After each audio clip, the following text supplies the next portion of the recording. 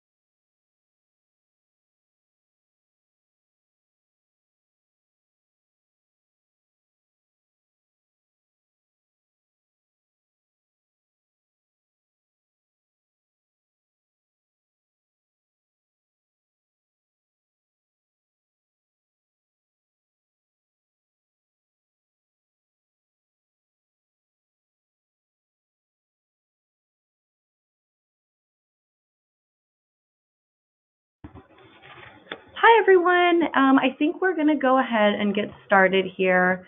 So good afternoon, and thank you so much for joining us. Today we're going to be going over some of the topics that you should know before coming to Climate Science Day at the end of this month. My name is Carissa Bungie. I am a Senior Public Affairs Specialist with the American Geophysical Union, and I am joined today by my wonderful colleague. Introduce yourself. Sure. Hi, I'm Tamia Chris. I'm the Public Affairs Analyst here at AGO. Wonderful. So let's just jump into our agenda. Oops, sorry, there's a little bit of lag here. Okay, so I'm just going to be doing a rough overview of how Congress works to start us off. And then Tamia is going to go into kind of what sort of messages we're going to be bringing to the Hill. And then I will wrap us up with how to prepare for your meetings. And finally, I typed this in the chat box, but if you have questions as we're talking about these things, feel free to just type in your question and we will get to all of it at the end of the webinar. So with that, let's get started. So I'm going to be going over a little bit of how Congress works and talking a little bit about what they're working on right now. What are the hot topics? So first, let's talk a little bit about how Congress works in theory. So this is really the schoolhouse rock version of how a bill becomes a law. And legislation is introduced usually at one chamber at a time and has to be approved by committees. And these are bodies that have authority over particular issue areas. One note on members of committees, because you may meet with these people during Climate Science Day. Members of Congress on committees generally have an interest in the topic that the committee is focused on. That may be because it pertains to their districts, like you may find a member that has a lab in their district is on the science committee, or because it gives the member of Congress power or authority. It could also be just based on areas of expertise. For example, Bill Foster, representative from Illinois, is the only PhD scientist in Congress right now. He's on the science committee. So not every member of Congress also gets their first choice for committees, especially if they don't have the seniority. So sometimes they get put on committees basically until they can find something that they would rather sit on. So just something to keep in mind with committee members that are on committees. So sometimes bills also have to go through a subcommittee vote before they go through to the full committee. And once the entire committee passes the bill, then it's sent to the full chamber, and this is also called the floor. And then there are votes on it there.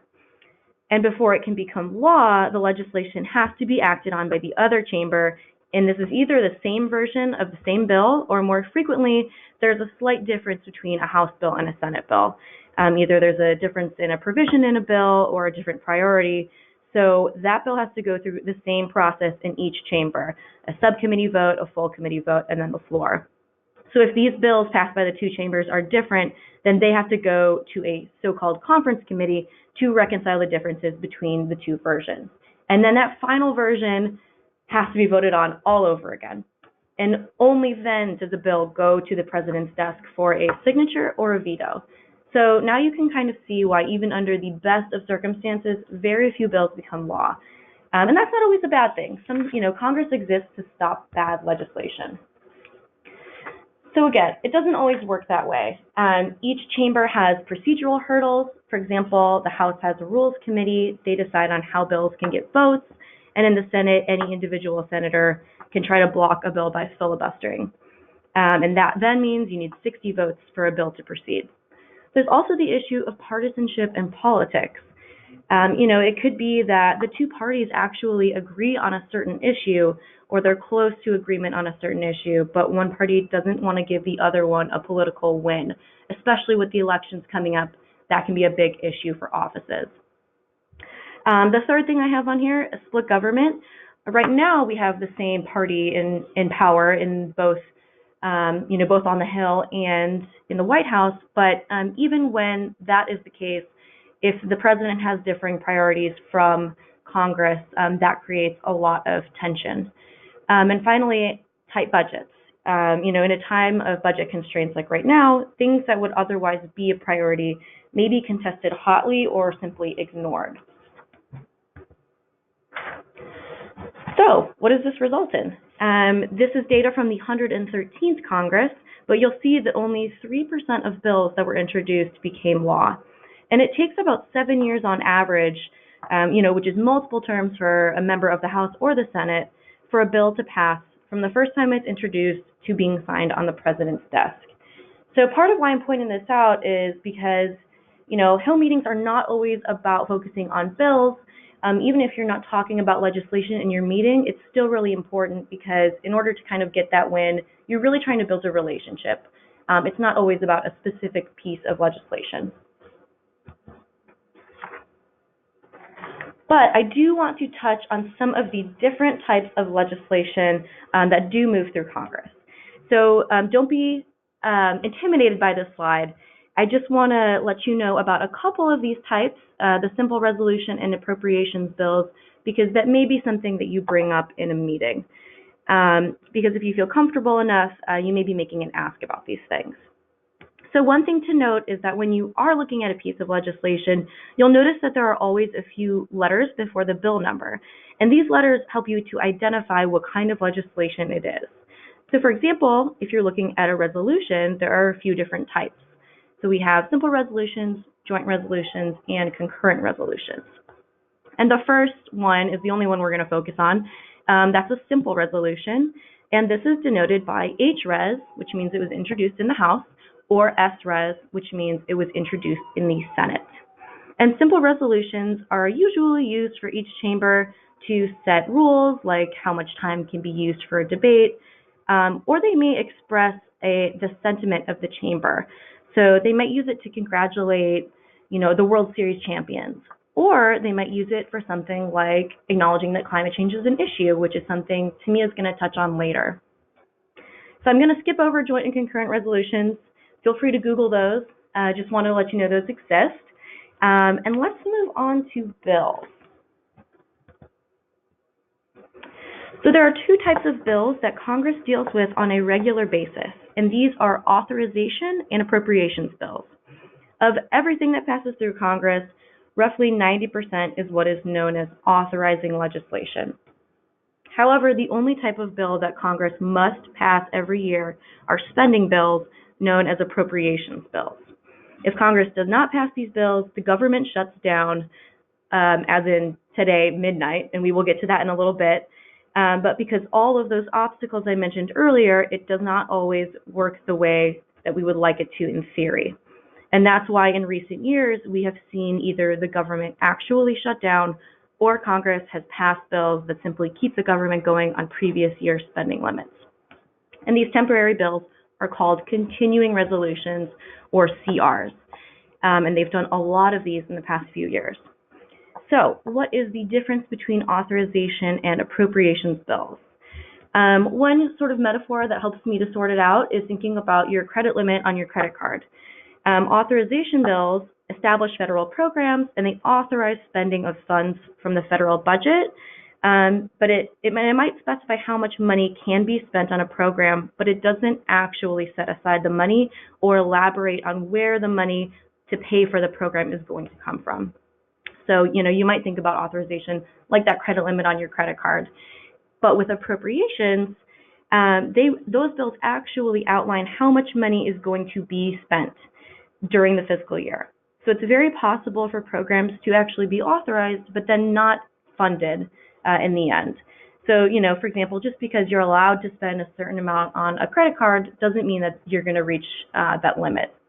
So it's important to know this because if you're going into meetings and say you're asking a member to support funding for climate research, you're usually talking about appropriations bills. So to help you get your bearings here a little, let's look at the congressional calendar for this year. And as you can see, we are in the thick of things funding-wise. So here you are at the red triangle today, and the government funding runs out at midnight tonight. In December, Congress passed a bill that extended the budget deadline until tonight, and this was the second continuing resolution that they passed during this fiscal year cycle. So to keep the government funded, they had to keep on passing CRs. And you'll see that at the end of this fiscal year is the final day in September. That's denoted by the orange X. So this kind of makes things confusing, right? Congress should soon be starting to consider FY19 funding. We've already started FY18, but we still don't have our funding levels for this year. So just something to keep in mind when you're on the Hill, kind of where staffers are at when they're thinking about funding. We still haven't even wrapped up the year that we're currently in. A very important date also to note is Election Day, and that's that green star thingy. I don't know what to call that shape. Something to keep in mind there is that nobody wants to rock the boat around an election if they're in a tough race. They either are not going to want to rock the boat, or they may be trying to win votes from a certain demographic or a certain people who care about a certain issue area. So members may be more likely to engage on your issue. It's just something to keep in mind and something to make sure that you know when you're talking to staffers. These are the kind of things that they are thinking about right now on the Hill. So what are they up to now? So throughout the appropriations process, we are at the point where, they're supposed to conference these appropriations bills and come to an agreement. That has not happened yet, which is why we have passed a couple of continuing resolutions right now. The House voted last night, actually, 230 to 197 to keep the government funded for 4 more weeks. So a possible government shutdown now hinges on Senate action. And federal funding will lapse at midnight on Friday if Senate Republican leaders can't find the 60 votes to pass the measure. So we are kind of coming down to the wire here, and we don't know exactly where things are going to end up. Oh, I'm noticing now that this is not in presentation mode. Sorry, give us one moment.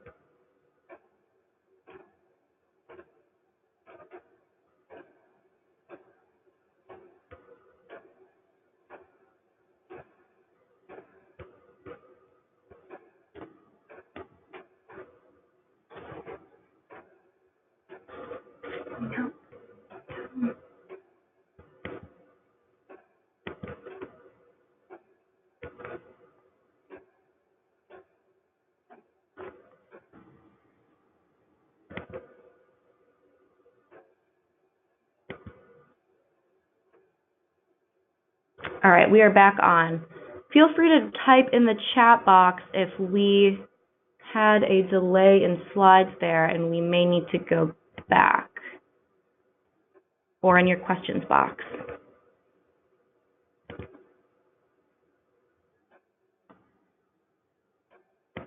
Okay, I think we will continue. Sorry, y'all, I just noticed that. I think we should be good, though. You should be able to see the screen with the appropriations process. Okay. So again, we are kind of coming down to the wire here. We don't know what's going to happen before midnight tonight. So just something to keep in mind. And if they are unable to come to an agreement, then that is when we face a government shutdown. So now that we have an idea of how Congress works and what they're working on, let's talk a little bit about who is minding the ship. So of course you have your members of Congress, and there are differences between the House and the Senate. Members of the House only serve 2-year terms. Members of the Senate serve 6 years. And there are more House members because they have smaller district constituencies, and senators are in charge, of course, the entire state. And there are 2 per state, so we have 100 members.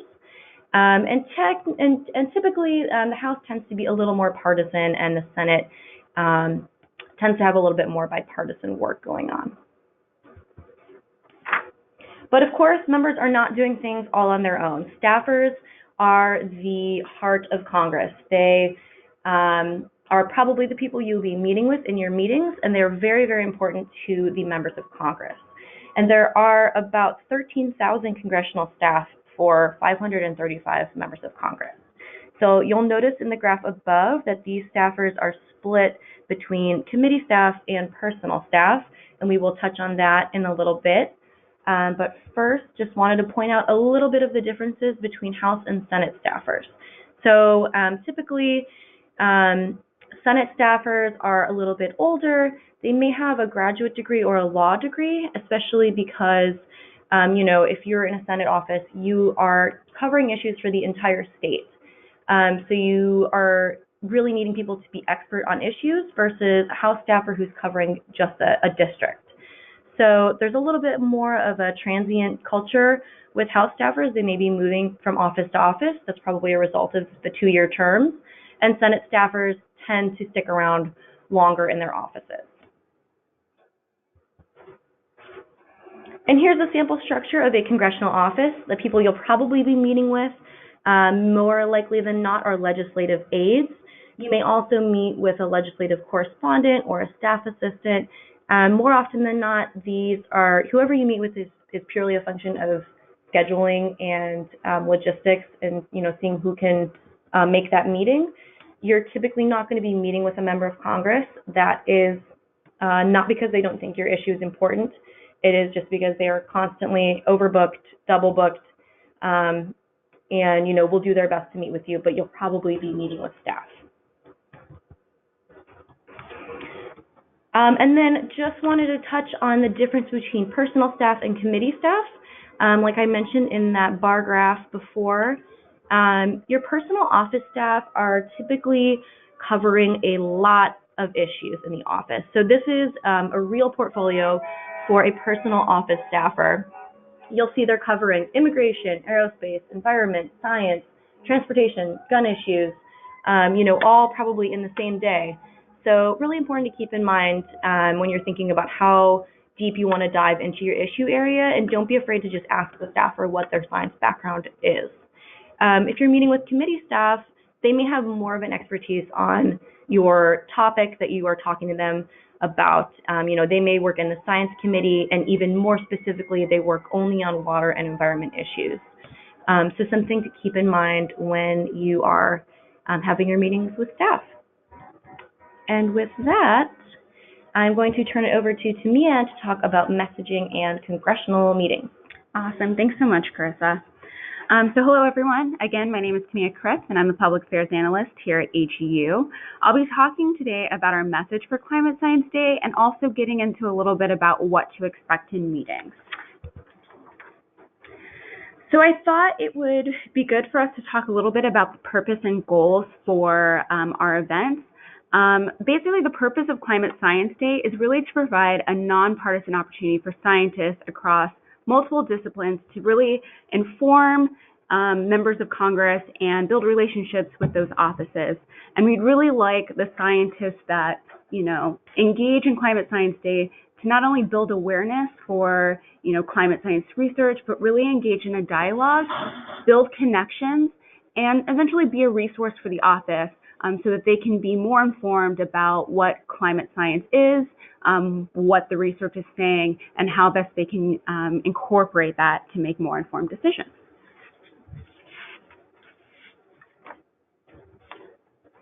So for Climate Science Day, I know Carissa mentioned a little bit about our message, but our message for climate science is really that climate change research benefits each congressional district. So when we're visiting offices, we really want to highlight that climate science research is really beneficial and that climate science has an impact on a variety of issues and sectors that might be of interest to them. Here on the slide are a few examples of why they may be interested in understanding more about climate science and supporting research, because it is really tied to things like agriculture, land use planning, water resource management, energy, national security, public health, all things that I know that you guys are fully aware of already. So this will really be our message throughout our meetings, really driving this home about the benefit of climate science research.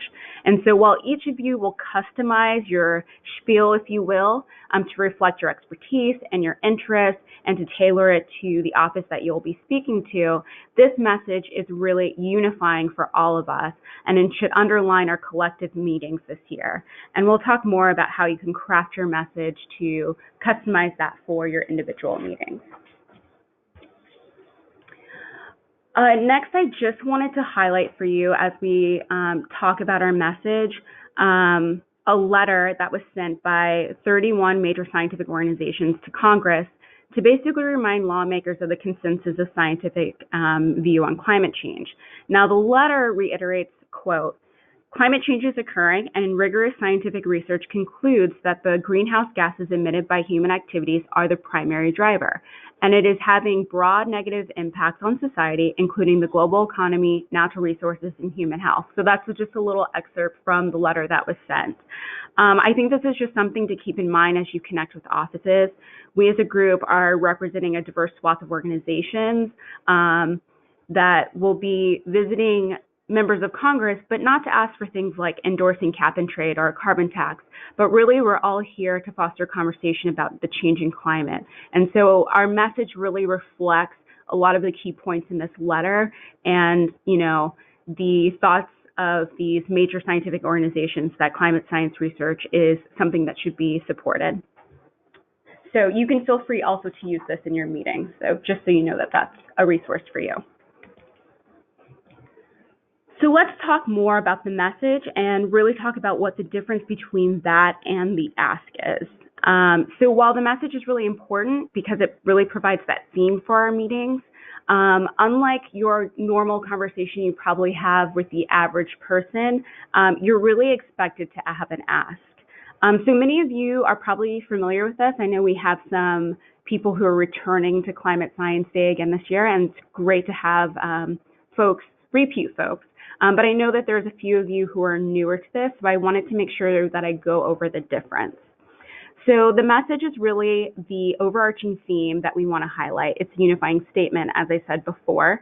In a sense, every person participating in Climate Science Day can have the same message in their meetings, no matter your research or your background. So we can all agree that climate change is occurring and have negative impacts, and we can also agree that climate change research is important for understanding these changes and their implications. So that's really a message that unifies us. The ask, on the other hand, is much more specific, and it's really a call to action for a member of Congress. So it's really what you want them to do for you. Remember, you're a constituent, they're here to serve you, so you're here to ask them for something, what you want them to do. So an example of that might be voting for support for climate change funding, but I'll talk more about the ask in the next couple of slides. So during your meetings, you're going to have the option of picking from a few different asks depending on your comfort level and also to tailor it to the specific office that you might be talking to. So as you prepare for your meetings, I really encourage you to think about the asks that we have listed here and figure out what you feel most comfortable making and really work with your staff lead to pair that ask with what might be appropriate with the office that you're meeting with. So let's just dive right in. So we have 3 asks this year for Climate Science Day. You wouldn't necessarily ask for all of these things in one meeting, but there are some options. So maybe one you're more comfortable with than another, or one is more suitable for an office. So you'll likely pick an ask per meeting. So our first ask this year would be to support funding for climate research, such as the research that's done at agencies like DoD, USDA, NSF, NOAA, and a number of other agencies, really highlighting that climate science research is done across many different agencies and provide benefits for different sectors is really the point of that ask. We also have another ask that you might feel more comfortable making, which is to have them contact you with questions about climate science and also asking them to really just engage with science and the scientific community when they're making decisions on topics that are affected by climate. And one key thing about your meetings is that you'll have the opportunity to really go into the different sectors that are affected by climate change. And so they will understand how climate change really impacts most everything they're probably thinking about. And then our last ask that's on the table for you guys is publicly acknowledging climate change is occurring, poses serious risk, and is predominantly caused by humans. So you can really fall back on that letter that I was talking about that was sent up in 2016. And I know there's been multiple letters that have sent up recently about climate change as well from different societies, but really asking them to publicly acknowledge their support, publicly acknowledge climate change. And on the next slide, we'll talk a little bit more about what that means to publicly acknowledge. Because there's multiple different ways in which they can show their commitment or to publicly acknowledge that climate change is occurring. So here are a few. or more than a few. So one of the things that you could ask them to do is make a floor speech. Every member of Congress can go to the House or Senate floor and talk about a topic that's of interest to them. So you can ask them to make a speech about how climate change is happening and the value of climate change research. You can ask them to host discussions with other scientists in their state or district. You can also offer to be a resource to them, put them in contact with scientists that they may be interested in talking to in their own district. You can also ask them to circulate a Dear Colleague letter. A Dear Colleague letter is basically a letter that's sent by a member of Congress to their fellow legislators, basically talking about their support or opposition to a specific issue or the importance of one. And they usually ask members of Congress to sign on to show their support for the message in that letter. You can also ask them to speak out when policymakers state a view that's not consistent with the scientific consensus. I mean, this could be a number of different avenues, whether it be in committee hearings or on the floor. Also, a couple at the bottom that are more geared towards House members, but there are some things that you can do with the Senate around those. For example, join the Climate Science Solutions Caucus. You may have heard this, and you may have heard it referred to as the Noah's Ark Caucus. Caucuses are like these informal groups of members of Congress that are usually centered around some kind of interest or shared value.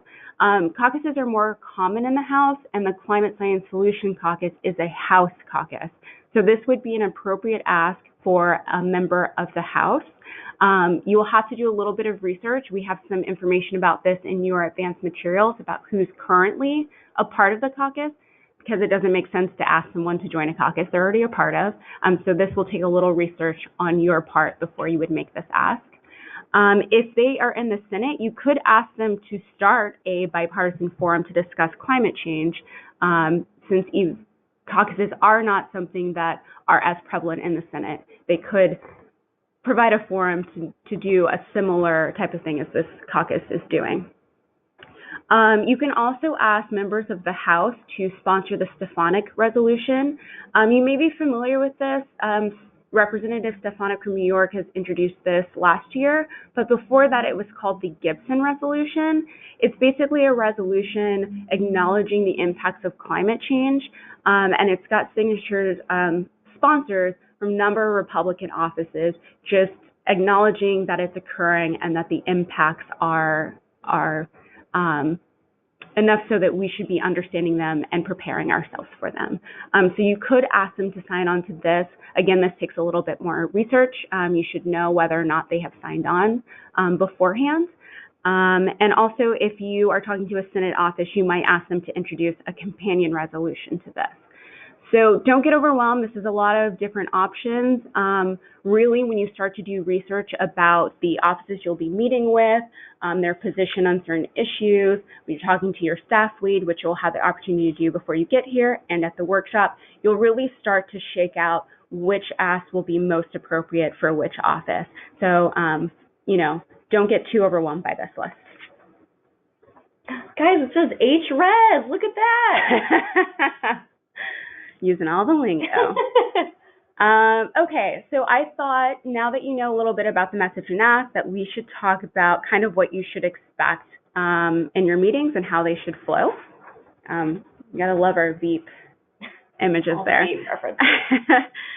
Okay, so this is just a flow chart to show you a little bit about how your meeting should flow. I'm going to go over this briefly and we'll talk a little bit more about it later.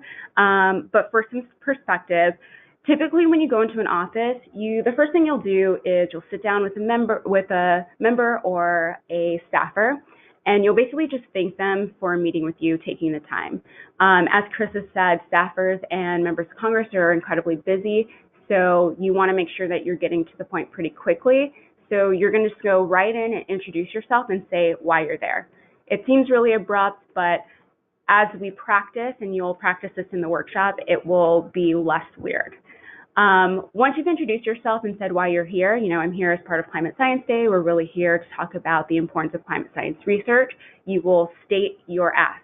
Now, this ask will be tailored for each meeting that you're going to have, and your staff lead will definitely help you with this.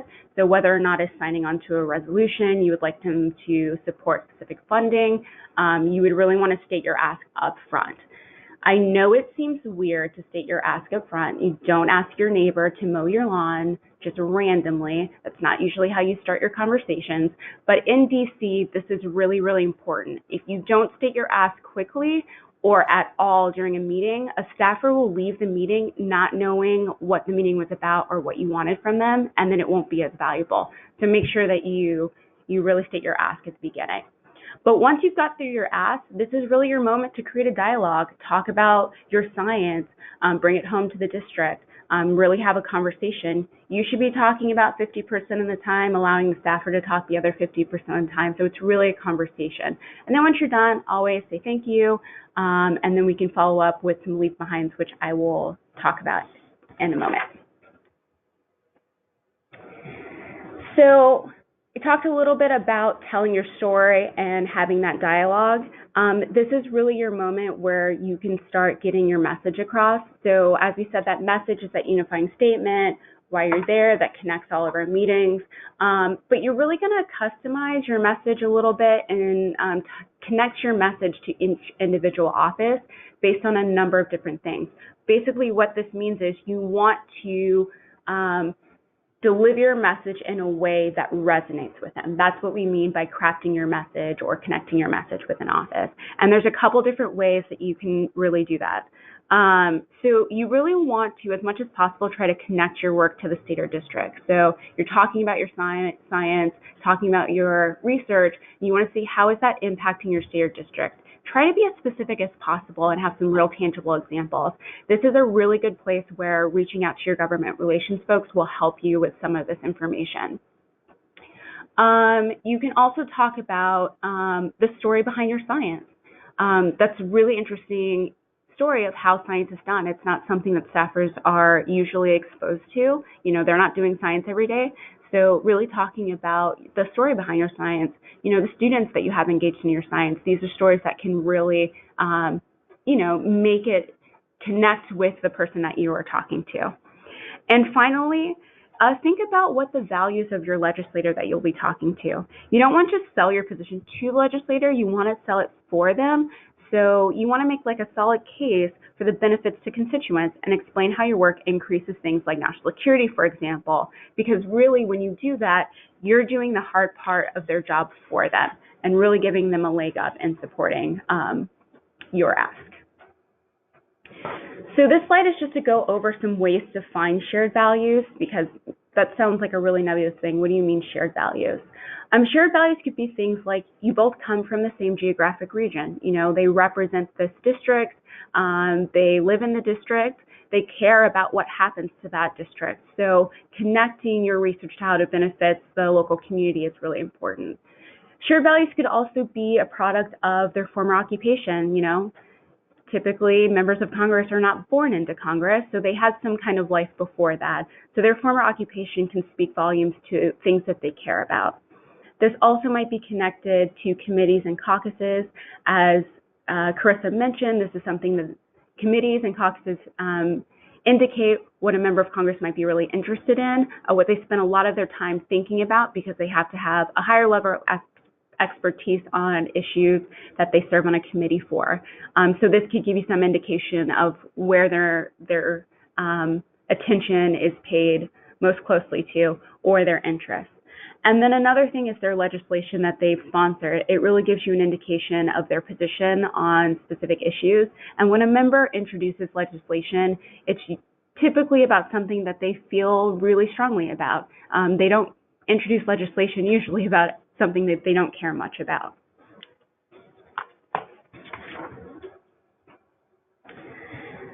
So when you're in your meetings, you'll be crafting your message, and a lot of this will be dialogue, but you should also consider creating what's called a one-pager or a leave behind. This is really just a one-page document that has your contact information, your most important points, some images to make it visually pleasing, and relevant information about your state or district. And this is really important because not only could it provide some extra information and context to help drive home your message, but it's something that the staffer can hold on to so that afterwards it reminds them what the meeting was about, what your research is about, and because it has your contact information on it, they can reach out to you if they have any additional questions. So I can really encourage you to create a leave behind. You can always work with your staff lead, ask them for input about your leave behind that you've crafted, and you want to make sure you bring a few printed copies with you to your meetings. I went over that quickly, but Carissa is going to talk a little bit more about research and how to prepare for your meetings. But before we wrap up on my section here, I just want to give you a few other tips about your meeting and things you should keep in mind. First, don't be late or too early. As we said, members of Congress and their staff, they're really, really busy. So you want to make sure you're on time so that you can make sure that you are keeping the schedule and you have your full time with them. Meetings are really about 20 to 25 minutes. So if you're 10 minutes late, you really only have 10 to 15 minutes now with that staffer. You don't want to arrive too early. It's a little awkward just hanging around in front waiting for the staffer for 30 minutes. So you want to make sure not to arrive too early either. Make sure that you're flexible. A key example of this is that a lot of offices don't have a ton of meeting space, so it may be that they don't have an extra room because they have a series of meetings already happening, so they may ask to chat with you in the hallway. This is not because they don't think that what you have to say is valuable, they really just are limited on space. So if you can be flexible in these situations, that will help you to seem more approachable and set the tone for your meeting. Make sure to stay on topic. Some of these topics can get really political, but really you want to be seen as nonpartisan. So stay on topic, stay on the issue of hand, climate science research, and don't feed into any partisan talk, which keeps the politics out of it is our next tip there. The last thing is, like I said, bringing a leave behind is something that we really encourage. It's really a one-page document, maybe front and back, but I encourage just to keep it to the front. And it's got helpful information for the staff that they can point to after your meeting.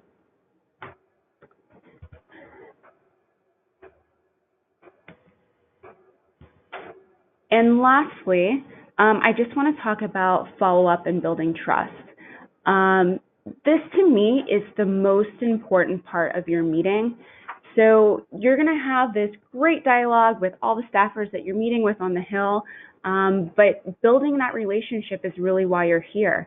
If you want to continue to be a resource and continue to be effective in informing policy, it doesn't just end with one meeting. One meeting is really just the beginning, so you should really try to build that relationship so that when they have questions or they need anything, they're really thinking about you as a resource and reaching out to you.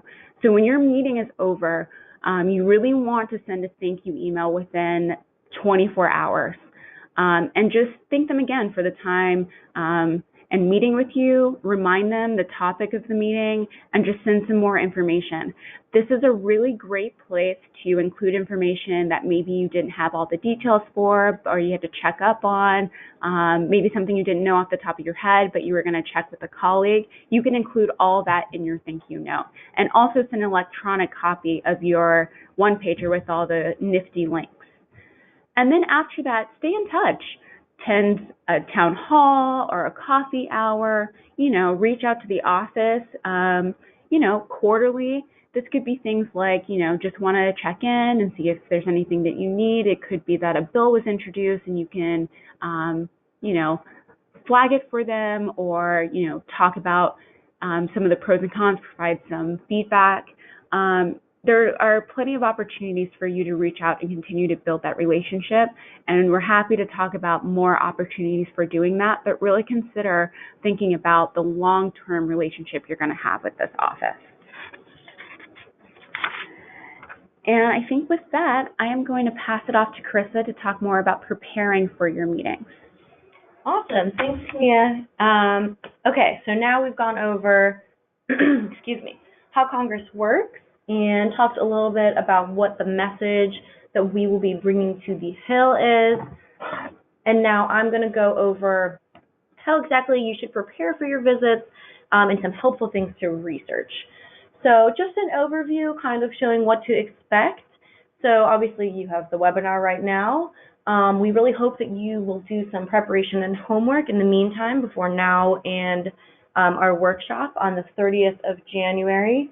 And that workshop will be a really great opportunity to kind of have a little review some of the things that we talk about on here, get a little bit more in depth on some of these topics, obviously give you an update of whatever happened with the shutdown situation. And we have a lot of really great panels and guest speakers coming for that. So we're excited about that. And then, of course, you'll have your Hill meetings all day on the 31st of January. You can expect those to go until about 5 p.m.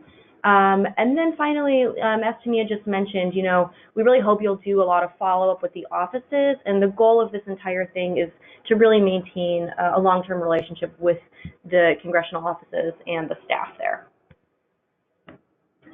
So a couple of things here in terms of preparation.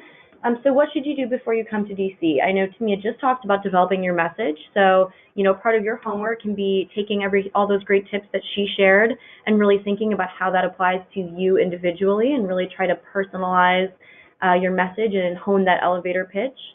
I'm going to do a little in-depth overview of how to exactly research your members of Congress. And then, as Tamia touched on, make sure that you draft a leave behind if you're going to bring that to your meeting. And then finally, I'm going to talk about some of those necessary materials you want to make sure you are packing and bringing to meetings when you come to DC. So what to research? It can be a little overwhelming thinking about where to start, what's the most important thing that you should know about the members that you'll be meeting with. A great place to start is just their website, and I'm going to do a little walkthrough with you in the next few slides after this one of kind of where you click around the website to find that information. But if you go to their website, you'll be able to find a really great biography of the member, which will talk about, what is their previous occupation, what are their values. They'll have all their position statements on there, press releases, and that'll give you a really good indication of what their priorities are. And there you'll also be able to find their committee assignments, and that's usually, these kind of template websites that you see below there. The other thing to look at, and I know Tamia touched on this as well, is, what kind of legislation have they introduced, co-sponsored, and what have they voted on? And just kind of understanding, I would caution you to go too deep into this because that can be very overwhelming, but just kind of have an idea, if you're going to bring up a specific bill, make sure you know what their position is on that. You don't want to ask them to become a co-sponsor on the Stefanik resolution if they're already on it. So this is also a great opportunity if you find something that you really appreciate that they did, for you to have something to thank them for when you go into the office. That's a great way to get a staffer's attention, is to immediately sit down and say, first I'd like to thank your boss for XYZ. And that you can find on congress.gov. They have a really great search engine on there. You can, look up by the name of your member of Congress. And also GovTrack is a great resource for that as well. And then also making sure that you are checking out their Twitter, Facebook, social media, whatever it may be. That's a great way to understand, what are the hot button issues right now. I'm sure every member of Congress right now is probably tweeting about the shutdown. And, kind of really have an idea that morning before you go into your meeting. Hey, I saw you tweeted about this really great piece of legislation. I really appreciate your support. Just little touches like that I think are really great. And that's also a good way of knowing what's happening in the state and district. Are they tweeting about a recent natural disaster? Are they tweeting about drought? Things that you may be able to link to your science. And then finally, as Tamia mentioned, reaching out to those government relations staff at your university. They may have a one-pager for you to bring already, or they will likely be able to help you kind of personalize that information and really target it for this event specifically. So I just want to walk you through, this is just a little sample. Say you're visiting Tammy Duckworth's office. If you were to go to her website, which again is that, last name of senator.senate.gov, and you click the About Tammy, and this is pretty much the same for every member of Congress. They'll have an About so-and-so tab, and you pull down You'll see biography, issues, committee assignments, legislation. That's all that good stuff all in one place. And I would check out all of those tabs. For example, if you were to click on issues, this is kind of what that looks like. You may not see you probably won't see a climate change tab under issues, but usually if you go under environment or energy or something of that matter, sometimes it'll be under that category. And then it'll take you to a page like this. And, it really goes into depth about what their priorities are. And that's just a really great place to start when thinking about what your member cares about. So in terms of what to pack, really, these are the key things. And I'm going to talk about kind of what to pack versus what you want to make sure you have with you in your meetings. So the first thing on here is business cards.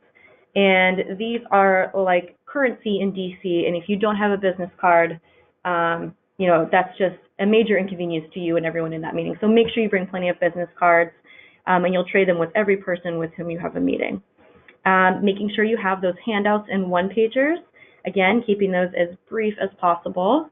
In terms of attire, making sure you have some business attire. I will go into that a little bit more in detail in a bit, talking about what to wear to the workshop versus your meetings the next day. Making sure you have those comfortable shoes. The halls of Congress are marble, I think. I'm not a geologist. They look like they're marble. They're hard to walk on if you're wearing heels, if you're wearing uncomfortable shoes. Just make sure whatever you have, you're good walking, plenty of steps. Between the House and the Senate, what is that, a half mile? Yeah. I would just make sure you bring comfortable shoes. You're going to be walking a lot. Of course, a camera, because you want to document this amazing experience. Please post it all over your social media. We would love that. And then finally, just making sure you're bringing an umbrella or whatever you need to be prepared for the weather. Again, if you're walking between the House and the Senate, which you will be, you're going to be outside. So just make sure you're prepared for the weather. Okay, so what to bring to your meeting. Again, making sure you have your business cards. You want your leave behind. Bring a notebook and pen. Don't take notes on like an iPad or something. I would say, in terms of just Hill culture, it's just kind of weird to bring a computer to a meeting. So making sure that you have a notebook and pen and that you're taking notes during the meeting is also a really great sign that, you're actively listening to the staffer. It's kind of strange when you sit there and aren't taking notes about what they're telling you. So make sure you bring that. And again, the comfortable shoes. What not to bring, and we get this question a lot. If you have a flight that is, in the evening of the 31st, trying to figure out what you're going to do with your luggage. If you have a large bag, you are not going to want to bring that around the Hill. So there are lockers that you can store it in at Union Station, which is on the Senate side of the Hill, or, just arranging for storage at your hotel, or talking to your staff lead about whatever those logistics are. And you're going to have a hard time getting that through security if you have a large bag. Plus, it's just kind of a pain to carry a large bag around. You're going to be walking around for about 8 hours. So even taking your heavy laptop, you might want to leave that back at the hotel room if you can. Mm-hmm. So what to wear for the workshop? Business casual is perfectly fine. We get this question a lot. And for your visits, we really recommend business professional. Making sure you're wearing a suit. People, are dressed in that business professional kind of attire on the Hill. So you want to make sure that you are dressed for the occasion and ready to be there. Also, just fun tip. Average temperature in January 31st is 41 degrees Fahrenheit. So could go either way. Just making sure you're prepared for whatever the weather will bring. And finally, Tamia touched on this, but in terms of what to expect, just really making sure you're following up after your meetings, and that your goal here is to build relationships. So no matter what you're asking for, if you feel comfortable asking for, funding, or you feel comfortable asking for someone to join a resolution, or you're just meeting to make the connection, the goal of all of this is to build a relationship. So really making sure that you're following up with offices moving forward. And with that, we are going to open it up to questions and discussion. Let me pull up the questions. I see, can we listen to the webinar later on again? Yes, we are recording the webinar and we will send it around to everyone it looks like there were a few people that couldn't join us today, so we have it recorded for them to distribute it to them.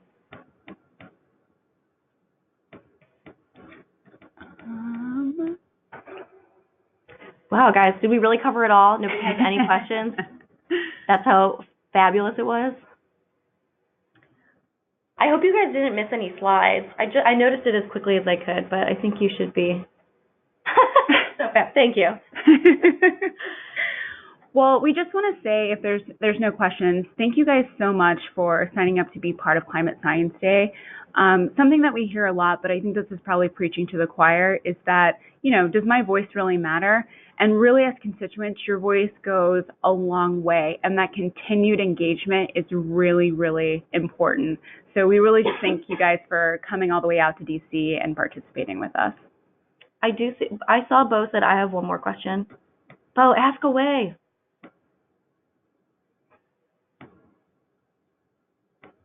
When we ask for funding, should we ask about federal agency or local agency?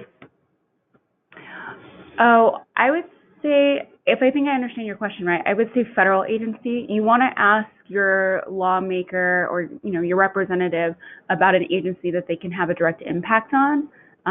So, for example, you might be meeting with someone that sits on an appropriations committee, so you really want them to prioritize funding to NOAA. That's where they're going to have a direct impact on that federal agency. Yeah, I would agree. I would stick with federal, making sure you're talking about federal agencies, just because you're talking to federal level government officials. But that's not to say all the tips that we gave you guys today definitely go a long way with your local representative. So, after you guys get the engagement bug and you guys go back, you can definitely use these tools and tips and everything that you guys learned in your local and state. Definitely. And Bo, I know you're on my team, so we can talk about it further also. Any other questions? Well, again, thank you guys so much. Feel free to reach out if you guys have any other questions. Your staff lead should be getting in touch with you and introducing your team. If they haven't done that, they should be doing it very shortly, and they'll be scheduling your meetings. Just one more plug, don't forget to look at the advanced materials packet that should be sent to you if you don't have it already. And we will be sending up a follow-up email to all of you with the recording and the slides for you guys to peruse at your leisure. I know it's riveting, so you might want to watch it again and again. So we will send that to you early next week so you guys have it. But yeah, please do not hesitate to reach out if you have questions. Awesome. Well, thanks, everyone. We're looking forward to meeting you all. And thanks again for signing on with us. Have a great weekend, guys. Have a great weekend.